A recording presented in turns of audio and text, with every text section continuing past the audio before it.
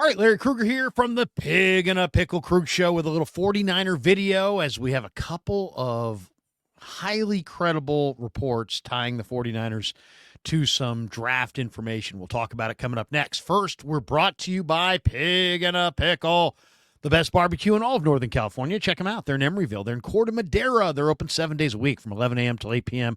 or until they run out. Pig and a Pickle, the best barbecue in all of Northern California. We're also brought to you by Sharp Corners, sports cards and collectibles. They're at 205 Cypress Avenue along the Monterey Peninsula. Check them out in Pacific Grove. My friend Anthony Catania is at 831-521-5264. And this video is brought to you by Mancini's. Mancini's Sleep World is a proud sponsor of the Krug Show. I'm loving my Mancini's bed. They offer a 120-night guarantee with a range of brands and price points that fit everybody. With Mancini's, you get free next-day delivery. So what do? You click the link below or go to sleepworld.com and find a bed that works for you. And whether you shop online or visit in store, use the code KRUG10, KRUG10, and you'll get 10% off. Again, that's KRUG10, K-R-U-E-G 10, and you'll get 10% off your total mattress purchase in store or online at sleepworld.com. And thanks to Mancini's for being a proud sponsor of the Krug Show. Well, according to Tony Pauline, who's a former NFL scout who works now in media for Sports Cada, he says the 49ers are very high on former Cal Bear and current UCLA Bruin edge rusher Olawafemi Oladejo. And, it's interesting. This is an interesting report. One, Oladejo is really, really good. His stock is clearly on the rise. Every time I see him mentioned his value or where he's going in the draft, seems like it's going up every day. He is definitely continuing his assault up the draft board. And he was dominant each and every day during the Senior Bowl practices. And he's also a really intelligent, interesting kid. And if you do an interview with him, you see that he's really a special guy, in addition to being a hell of a football player. So teams have been raving about Olawafemi's interviews. And he's a great interview. He's a high energy guy. He's a quick twitch athlete, and he's continued to improve his game. I mean, he went from a stacked linebacker to an edge rusher, outside linebacker, and didn't miss a beat. And Tony Pauline reported, he says, I've been told the 49ers are a team that desperately needs an edge rusher, is very high on Olawafemi Oladejo. Though it's still early, you have to believe that he's a player that they would target in the second round. So Mel Kiper, believe it or not, in his latest mock draft, had Oladejo going in the first round, at the end of the first round, towards the end of the first round. And he is on the rise. I don't know if he's going to go that high. I would say probably second round. I would say mid to late second round is probably where I think he'll ultimately go. But that's an interesting report that the Niners really like Oladejo. So let's talk a little bit about this player. And he's definitely intriguing. He's really an exciting player. He began his career at Cal, and he was an inside linebacker, and then transferred to UCLA, where he spent the last 2 seasons, and he was an inside linebacker there for the first year. This year, because they have Carson Schlesinger, they moved Oladejo to the edge, and he's been incredible. And if you just look at what he's done as a Bruin, in the past 2 years with UCLA, he's totaled 111 tackles, 17 tackles for loss, 5 sacks, 4.5 of which came this year, as he started being used as a defensive end. He's got an interception. He's got 5 passes defensed. This year, he earned a 73.8 defensive grade from Pro Football Focus, and he had 33 pressures. So Tony Pauline noted, he said, even before the testing has begun, teams have been raving about Oladejo's interviews, which have gone spectacularly well. He says teams also love the fact that he's a quick twitch athlete who has continually improved his game and looked like a natural last year, moving from inside linebacker to edge rusher. So very interesting. Very interesting when you look at this report. Now, let's talk a little bit more about Oladejo. He is from Elk Grove, He's a Sacramento kid. Okay, Elk Grove, California, is where he grew up. We'll see what he runs, but my guess is he's going to run high 4.6s, low 4.7s. Let's say 4.70 is probably where he's going to sit. So, this guy, went from Elk Grove to Cal, and it's been quite a journey. I mean, he's kind of the ultimate hybrid player. So he was a tackling machine. Cal. He had 91 tackles in 2022 and showed that he had a high football IQ and a high level of athleticism. He was a 3-star recruit. He went to Consumnes Oaks High School, and he was a defensive end and a tight end. He was a two-way player in his high school career, like many players are. And then after a couple years at Cal, he transferred to UCLA, and the coaching staff there recognized that he had potential as an edge rusher, and they switched him to the edge, and I'm sure he's glad they did because he took to it really quickly. Racked up 13 and a half tackles for loss and 4.5 sacks this year. He earned the Kenny Clark Award as UCLA's top defensive lineman. And not only that, he's smart. He's a great kid. He doesn't just excel on the field. He was Big Ten academic honor roll. He was on UCLA's athletic director honor roll. So he's a smart guy. He's a great interview. To me, he's a tone setter. To me, there's different categories of players. There's bad players, there's good players, there's great players, there's tone setters. Tone setters are at the top. Tone setters are the guys that their presence in the room elevates the room and makes everybody play at a higher level. I really believe Oladejo is in that last group. He's a tone setter. He looked great at the Senior Bowl. I mean, he turned heads. He had 2 sacks. He was disruptive off the edge. And then you combine that with his regular season production, and what you're seeing is just a guy who's rapidly improving from a stacked linebacker to a legitimate edge rusher. He's got great ability to flatten to the quarterback, great ankle and leg flexibility and hip flexibility to kind of dip the shoulder, get parallel to the ground, and flatten to the quarterback at sharp angles. The best edge rushers can take the sharpest angles when they turn the corner, and they flatten to the quarterback. That's where the good ones become great. That's what separates the men from the boys. Do you run a loop or do you flatten to the quarterback in a straight line? This guy's got unbelievable ankle and hip flexibility, and he flattens to the quarterback and has no wasted steps. He's, as a linebacker, as a former linebacker, he's really good at diagnosing pre-snap what he sees.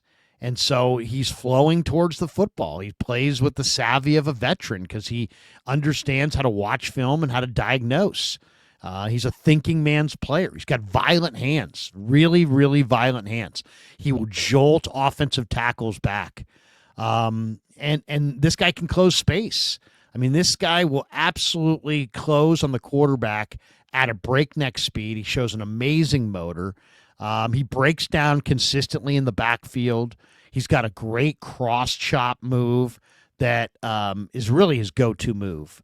He's got really good timing on it, and he's just got this unbelievable motor, and you got to account for this guy. You got to know where he is on every snap. He's going 1,000,000 miles an hour. He's got coverage instincts because he played linebacker, so he can drop really naturally into a zone defense, and he's really good dropping into the flat and trying to pick off passes, simulated pressure packages. I mean, this guy can do it all.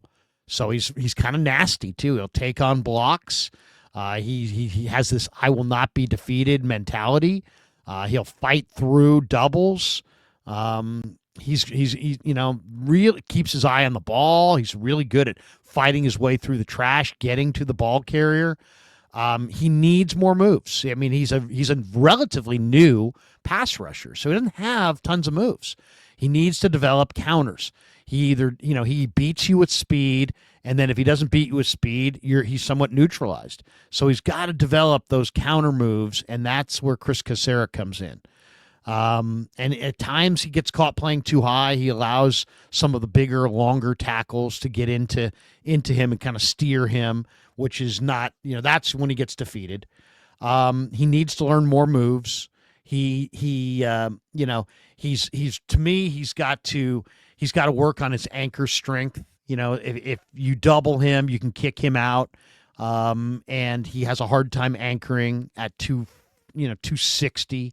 Against some doubles, if he gets chipped, he's if you're playing defensive end, you got to be ready for the wide receiver kind of crack back block. He's got to develop better peripheral vision, anticipate some of that in the run game. But I mean, there's some rawness to his game because he just hasn't played that long as a defensive end. And his transition to the NFL is not going to be just, it's not going to be like, oh, he hits the ground running and he's just a star right away. But he's got some traits that are amazing. He's got an athleticism.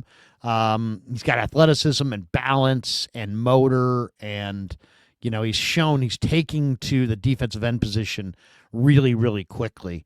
To me, his experience at linebacker has made him a smarter football player. He diagnoses pre-snap. He had some amazing games. The Iowa game, he had 2 sacks and multiple pressures. But there's no question that this guy has to be developed. And he's gone from, hey, he's a day 3 guy to, this guy is probably going to be a day 2 guy. And some people even think there's a chance he goes in the first round. I don't think he's going in the first round, but he does have tremendous wingspan. He's 93rd percentile in wingspan, 99th percentile in weight for an edge rusher too. But the wingspan, he's got long arms, great motor, and he just keeps coming. He just keeps coming. And to me, this is a really interesting player to watch. Just looking at his game log this year. So, he really was productive in every single game. He had 7 tackles against Indiana in September. He had 10 tackles against Penn State in Happy Valley in October, 10 tackles, 5 solo. He had a sack in that game. Against Rutgers, he had 5 tackles and half a sack. I mentioned the Iowa game in November, 6 tackles, 5 of them were solo, 2 sacks. Really a productive player. 6 tackles against UW in the middle of November. And then against SC, he had one of his best all-around games. His final game, November 23rd, UCLA lost, I should say, to SC 19-13. But Oladejo had 7 tackles, 5 solo, 2 assists, and he had a sack in that game. So, he's a productive football player for sure. And there's some work that needs to be done. But I think in the Niners wide 9 scheme, he is going to be absolutely really, really fun to watch. Really fun to watch. And I think he could be a really outstanding player. One other note, because there's so many rumors this week and throughout the offseason coming out of the Combine, coming out of Mobile, and you just never know. But one guy who absolutely is dialed in when it comes to, accurate reports, because he actually has sources, is Tony Pauline, who used to be an NFL scout, has been scouting for years. And Tony last year, about a month before the draft, came out with the 49ers are going to take Isaac Guerendo in the 3rd round. Well, he was wrong. The 49ers took Isaac Guerendo in the 4th round. But for him to say that a month before the draft and then the next day he deleted the tweet because obviously he had heard that from somebody with the Niners and they didn't want their stuff out there, so he took it down. But sure enough, he was right. Tony is oftentimes right, and his report, he's got 2 very interesting reports. One, he says, I've been told the 49ers are a team that is very high on Oladejo, and he said, though it's still early, you'd have to believe he's a player they would target in the 2nd round. He also had this nugget. I'm told the Niners will look for offensive linemen, a cornerback, and possibly another wideout during free agency. So isn't that interesting? Offensive line, could that be Drew Dahlman? A cornerback, could that be DJ Reed? And a wide receiver, Who would that be? I'm thinking Rondale Moore, Tutu Atwell, McCole Hardman, somebody with some speed, but maybe it's somebody better. Maybe it's T. Higgins. Maybe it's a more significant receiver than the guy, those other guys. But T. Higgins would be interesting. But that's interesting that the Niners, according to Tony, and you can take this to the bank, that the Niners in free agency will be looking for an offensive lineman, a cornerback, and possibly another wide receiver. We'll do probably another video on this as well as we do a deep dive onto who those possibilities could be. But very interesting news for sure. And according to my buddy Tony Pauline, the Niners have a lot of interest in Olawafemi Oladejo. All right, thanks to Pig and a Pickle for being the title sponsor of the Krug Show. Thanks to Sharp Corner Sports Cards and Collectibles. Thanks to Mancini's as well. Click the link below or go to sleepworld.com and find a bed that works for you. Whether you shop online or visit in store at Mancini's, use that code KRUG10, KRUG10, K-R-U-E-G 10, and you'll get 10% off your mattress purchase. That could be a significant savings. So Krug 10 at any of Mancini's locations or online at sleepworld.com. And thanks to all you guys for supporting The Krug Show on YouTube.